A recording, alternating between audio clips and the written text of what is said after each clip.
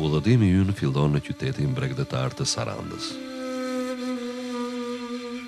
Në portin e vogël ankorohen për ditë tragete që sjellin turistë nga Korfuzi.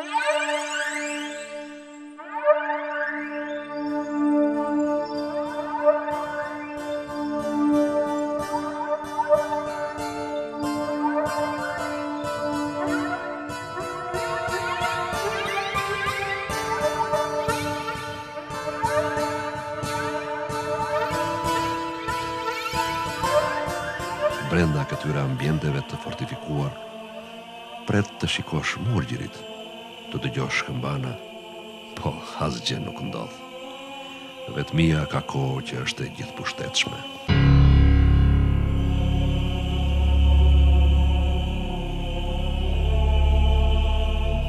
Nga manastiri duket liçeni i Butrintit, deti jon dhe ngushtica e Korfuzit. Arkitektura flet për finesën e hollë të punimit të gurit. Megjithse kanë kaluar shekuj, dëmtimet e mëdha dhe rrënimi ngadalshëm nuk i kanë zhdukur dot të gjurmët e kohrave tronditse. Manastiri ngrihet mbi një vend piktoresk dhe dominues. Ai ka një pozicion të favorshëm strategjik. Murgjit mund të dallonin prej mureve të lartë armiqt që vinë nga toka dhe nga deti. Rënojet e murit të Demës janë 9.6 metra të gjerë. Ato ruajnë drejtimin nga bregu i liçenit, kalojnë mbi krishtën e gatishullit të Ksamirit dhe zbresin gjerë pranë ngushticës së Korfuzit. Datojnë në shekullin e 4 para Krishtit. Mendohet se muri i Demës ka qenë kufiri i fortifikuar i Butrintit. Rruga nga Saranda për në qytetin antik është rreth 20 kilometra. Këtu fillon kufiri i parkut kombëtar të Butrintit. Ngjitur me murin e tij rrethues janë shtëpitë e Ksamirit. Ato përparojnë duke kërcënuar për ditë portat e qytetit antik.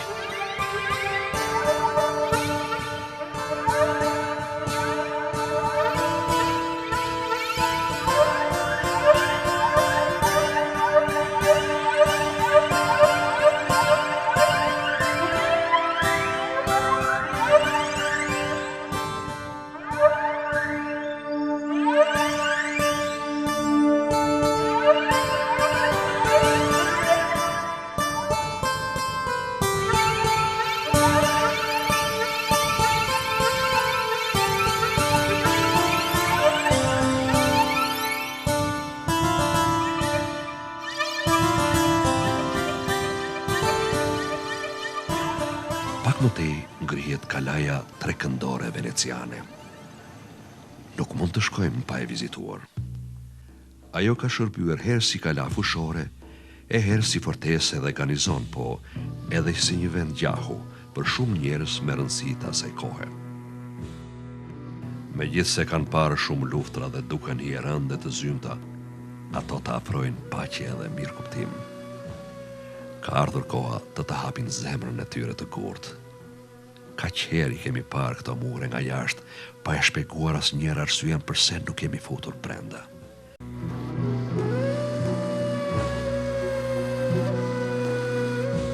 Fusha e Vërinës u mbush me çadrat e Sulejmanit të Madhërishëm. Ai ndërtoi një urë duke i lidhur anijet bashkë dhe me ushtrinë e tij prej 150.000 ushtarësh u bë gati të pushtonte Korfuzin. Më vonë fortesa ra në duart e pashait të Janinës. Ai e përdori atë si një vend takimi për gjah. Erdhën këtu konsuje, diplomat, piktore, poet nga vende të ndryshme të botës e u mahnitën pas bukurive befasuese të Butrintit. Të rrallë ishin vendet si ky, me det e liçen, me male e me pyje, këneta e ligatina të mbushura me kafshë shpend të rrallë. Këtu, guvernatori anglez i Korfuzit i kaloi nën zotërim Ali Pashait qytetin e Pargës në Greqi.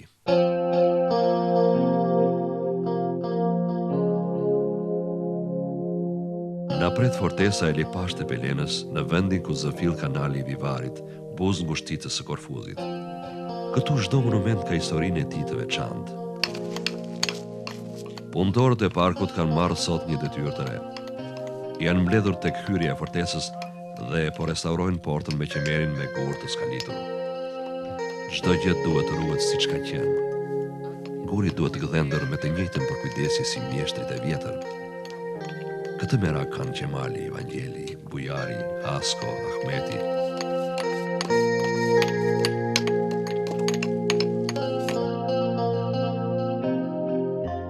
E veçanta e kësaj fortese është hyrja e anijeve nga kanali i Vivarit për në brendësi të oborit. Ato mbikëqyreshin nga frëngjit. Kjo fortesë është unikale në mesdhe. Një e tillë ndodhet vetëm në Siçili.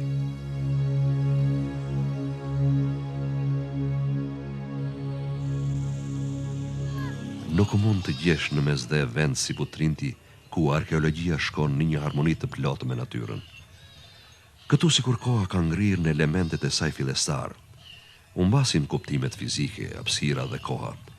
Të duket se është fillimi i botës dhe ti je njeriu i parë i saj. Nëse të pëlqen natyra primitive e paprekur dhe je pak poet në shpirt, nuk do të largohesh më prej këtij vendi romantik.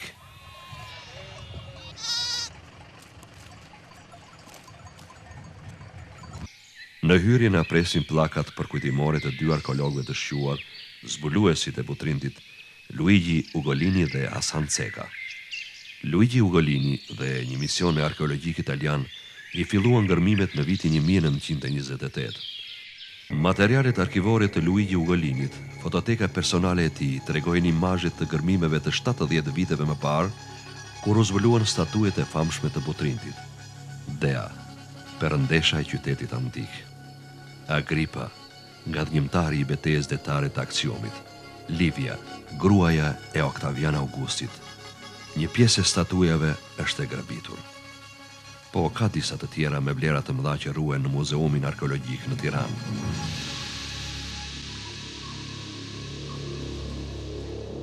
Nga monumentet që u zbuluan në Butrint, ata arritën në përfundimin se ky qytet antik ishte themeluar në shekullin e 4 para Krishtit. Sipas të dhënave, qyteti përjetoi të gjitha periudhat historike, që nga preistoria me gurët ciklopik të mureve, antikiteti grek dhe romak, periudhat bizantine, mesjetare, veneciane, gjithë tek ajo e Alipashtë të Pelenës. Dhe secilës prej këtyre periudhave historike i referohen monumente me vlera unikale. Butrinti, kjo trashëgimi kulturore botërore, ka kohë që është njohur si një monument arkeologjik shumë i rëndësishëm.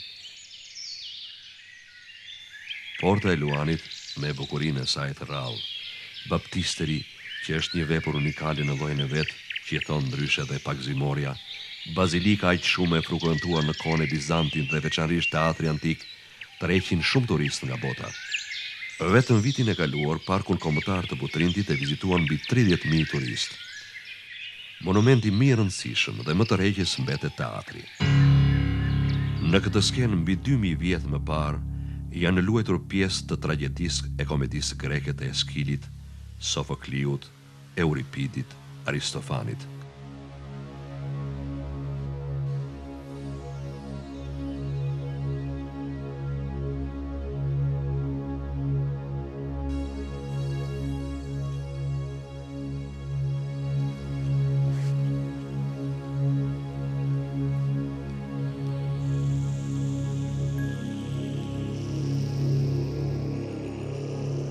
Pak më tej është Porta Skea. Me të lidhet legjenda e Eneas, që e përmend Virgjili te Eneida. Pas djegjes së Trojës, Enea mbërrin në Butrint. Këtu takon Helenin dhe Andromakën, të vene e Hektorit. Ata kishin ndërtuar një kështjellë që me përmasa të vogla riprodhonte Trojën. Nga Butrinti, Enea niset drejt brigjeve të Italisë dhe themelon Romën.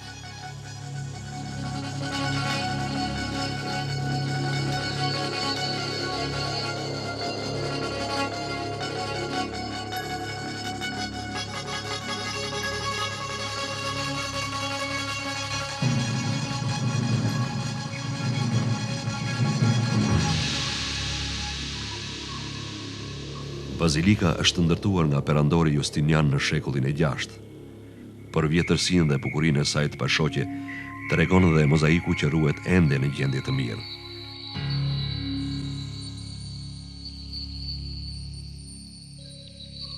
Një pjesë e atyre udhëtarëve të nderuar që kalonin për në Konstantinopol dhe Jeruzalem ndalonin në këtë vend. Murgu Jeronim rëfen në shënimet e tij se mbreti anglez Ricard Zëmbëluani, përpara se të shkonte në Qipro, ndaloi në Butrind dhe hyri në bazilik.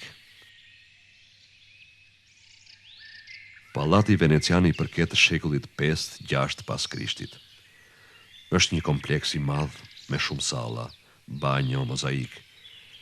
Tregohet se me dyndjen e barbarëve, këtu u ngulën drurët e çadrave dhe u ndezën zjarre.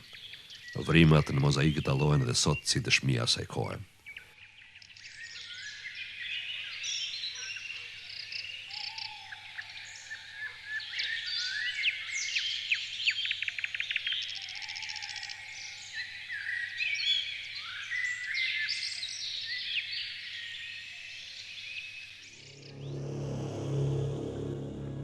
Ngjitemi në kanalin e Vivarit për të shkuar në Diaporit.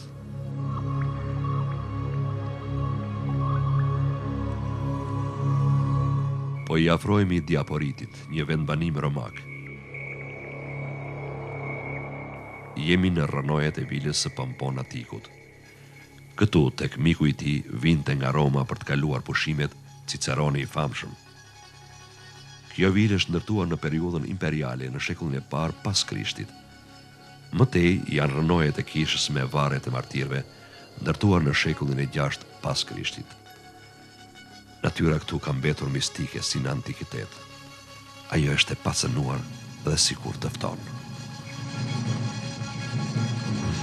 Duke u kthyer për në Butrind, përshëndesim portën ske ku nisi legjenda bashkë me themelimin e qytetit antik.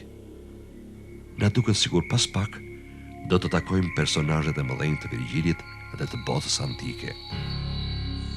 Butrindi u ngjan atyre pak qyteteve unikale në botë, ku ke gjithmonë diçka për të zbuluar dhe rizbuluar.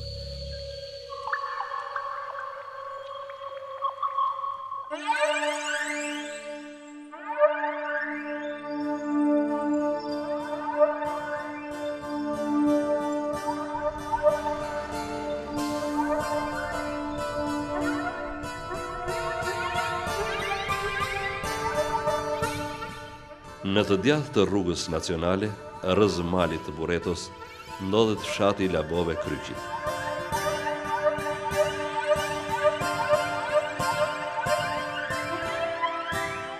Në qendër të tij ngrihet madhështore kisha e Shënmërisë.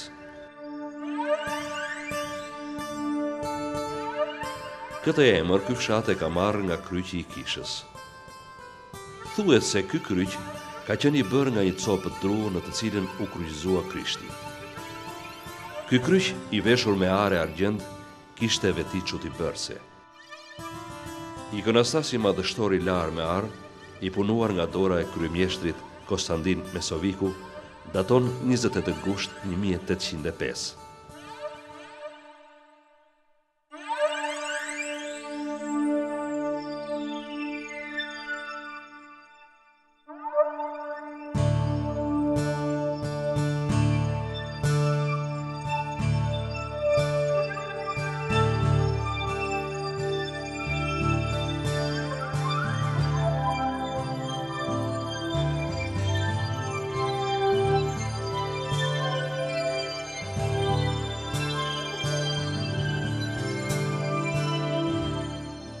Ikonat e mëdha të vendosura në ikonostas janë punuar nga Johan Anathasiu.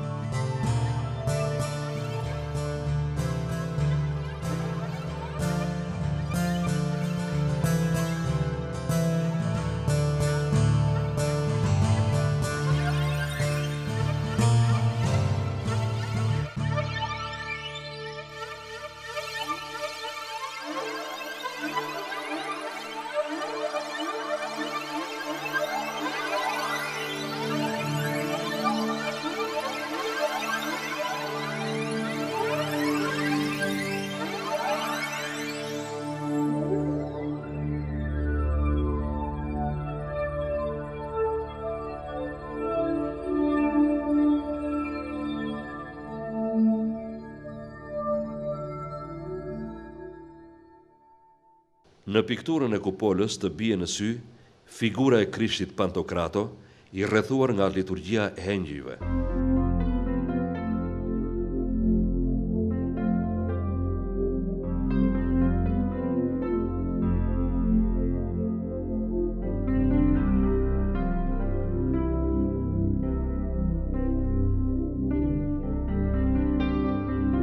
Kolonat mbajtëse kanë qenë të lyera vazhdimisht me gëlqere. Nga sondazhet e bëra, doli se në nënshtresën e bardhë gjendeshin kryqe të gdhendura si një dëshmi e kohrave të hershme.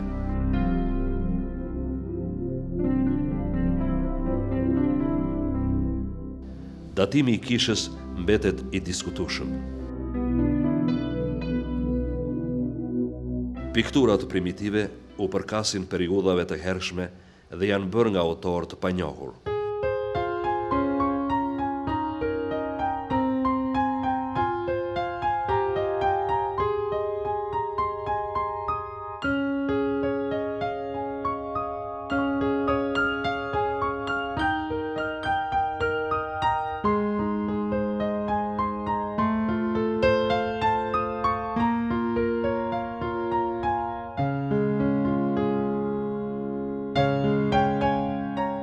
Një tjetër hipotezë mbështet nëpërmjet analizës stilistike e tipologjike shekullin e 9 dhe të 10, bazuar në ngjashmërinë e kishave të Selanikut dhe të ndikuara prej tyre. Së fundi pranohet shekulli 13, i lidhur me hovin që mori arkitektura bizantine në kohën e mbretërimit të perandorëve paleolog.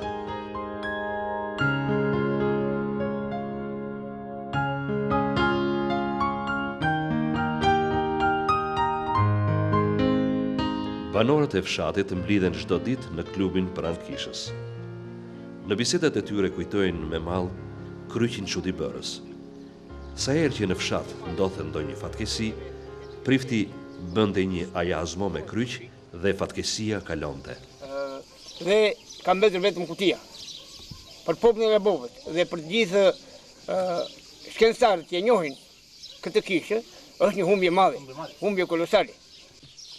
Ata që kanë vjerë, thua se po udhëtonin me një motocikletë dhe pak kohë pas vjerë se Krishti këta urrëzuan dhe vdiqën.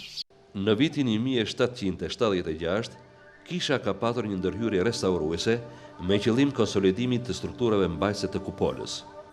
Harqet e dritareve me tulla bizantine, baxhat, janë të zbukuruara me keramik. Në bërthamën fillestare janë shtuar ndërtime të ndryshme në kohë të ndryshme.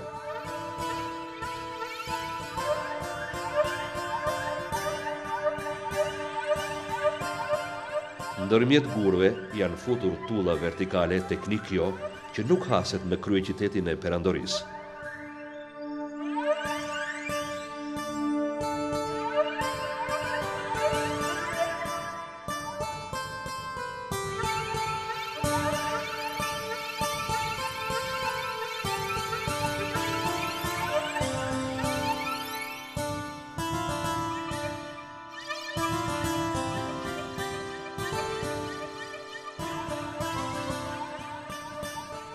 Restauratorët e Institutit të Monumenteve vazhdimisht janë të pranishëm dhe bëjnë restaurimin e kësaj kishe me vlerat veçanta.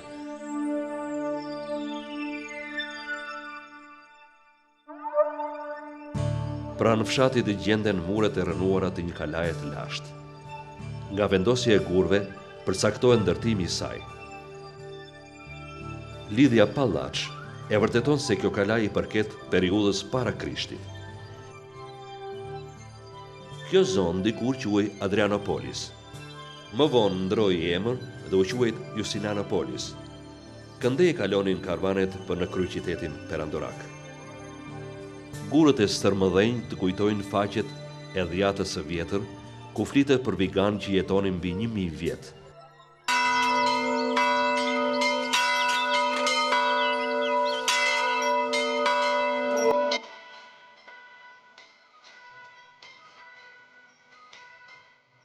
Banorët luten që një ditë dora e atij që i mori kryqin kishës së fshatit ta kthejë atë në vendin e vet.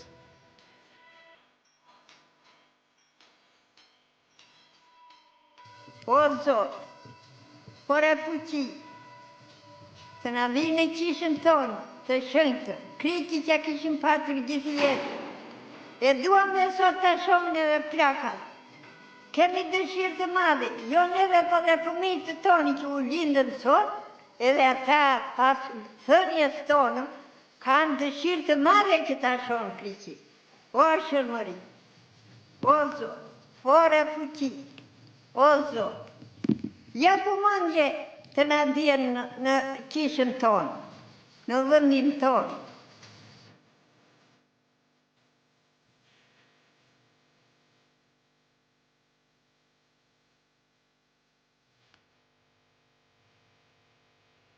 A do të kthehet një ditë kryqi I vjetër I cili I dha emrin fshatit Labove Kryqit?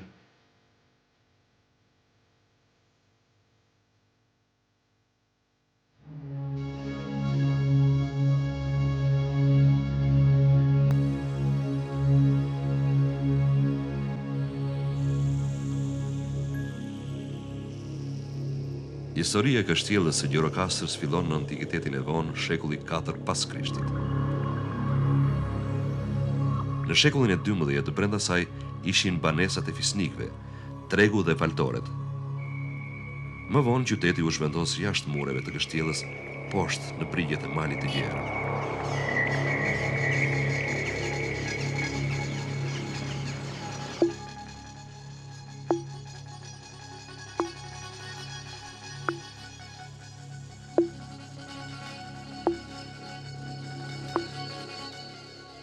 Angonat, një monument I kategorisë së parë, po shkatërohet. Skëndulat, një monument tjetër po pëson të njëjtin fat. Ky krim po ndodh edhe me banesa të tjera. Ç'thon pronarët e tyre? Të paktën di që nga 1964 është shpallur monument kulture klasit parë dhe një nga 7 shtëpitë më të bukura të Ballkanit. Nuk do të shërbej vetëm pronarëve që janë këtu, po kjo të shërbej gjithë bashkësisë, sepse kjo është një pasuri që I kalon kufit e vendit tonë. Pse janë kaq të shqetësuar gjirokastritët? Lagjet antike të qytetit si Pazari I Vjetër, Varosh, Palorto, Meçite, Pllak, Asmorat, Cfak, Manalat e Dunavat kanë kohë që lëshojnë sinjalin SOS. Gjirokastra përmendet në burimet historike si një kështjellë e banuar e familjes feudale vendase të Zenebisëve në fillim të shekullit të 14. Në vitin 1417, ajo u morë në zotrim nga Osmanët dhe pas kësaj kohe dokumentat flasin hollësisht mbi zhvillimin urban të saj. Nga një lagje me një kish dhe me rreth 200 shtëpi jashtë kështjellës, e quajtur Varoshi I Vogël, në shekullin e 16, Gjirokastra ishte dyfishuar me 380 banesa. Si karakteristik të këtyre banesave, studimtarë të njohur si Ahn Hekart, Shuflai, Pukovili e tjerë, vënë duke aspektin monumental dekorativ, por edhe karakterin mbrojtës të tyre. Shekulli I 18 është plotësisht I dokumentuar me mbishkrimet që gjenden mbi portet e hyrjes së banesave gjirokastrite. Në këtë kohë ai konsiderohej si qyteti më I madh I jugut të Shqipërisë. Të ngjashëm janë ndërtimet e qyteteve të tjera si Shkodra, Berati, Kruja, nga prania e çardakëve apo strukturave të tjera mbajtëse.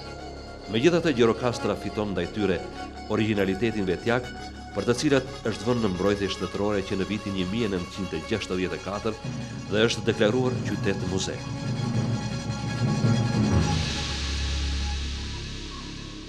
Në qytet dominojnë kryesisht banesa të mëdha, të thirrura nga vendasit Saraje, si për shembull ai I Nelo Kabilit 1813 e të tjerë.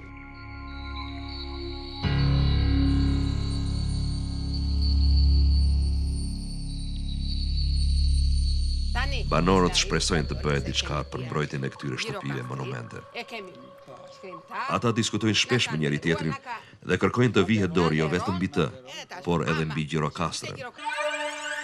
Angonatët, kjo banesë, fortesë, monumenti I kategorisë së parë, 2 vjet më parë të mahniste me bukurinë e saj. Sot ajo të trondit me dëmtimet që ka pësuar. Angonatët janë ndërtuar në vitin 1881.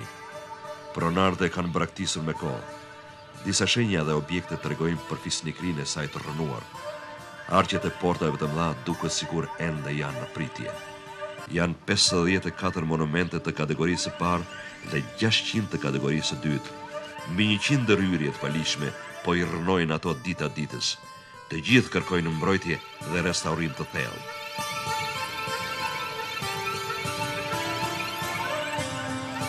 Restaurimi ka filluar te qafe e pazarit. Kjo është ende pak për të shpresuar. Katet e dyta të dyqaneve janë braktisur prej kosh, duke u kthyer në kërmalla. Ndjen trishtim kur shikon se në tonë nuk banon njeri. Një tjetër ndërtesë e restauruar është klubi i gjuetarëve.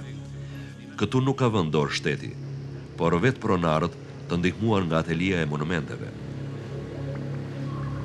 Në pjesën veriore të qytetit ndodhet një tjetër monument i kategorisë së parë, Zekatët.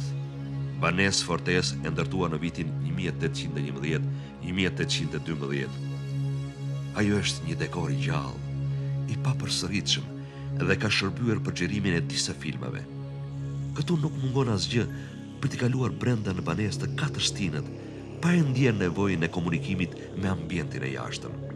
Të bie në sy madhështia e fisme, bukuria e përjetshme, që e ruajnë vetëm veprat e mëdha të artit, për sosmëria e gjerë në detaje dhe hollësira inxhinierike dhe arkitekturore. Kjo shtëpi, unikale për nga lloji vet, ndonse në pamje të parë duket si e mbajtur mirë, ka lëshuar prej kohësh thirrjen për ndihmë. Jo vetëm Zekatët, por edhe 53 shtëpi të tjera, monumente të kategorisë së parë, kërkojnë ndërhyrje urgjente për t'u shpëtuar.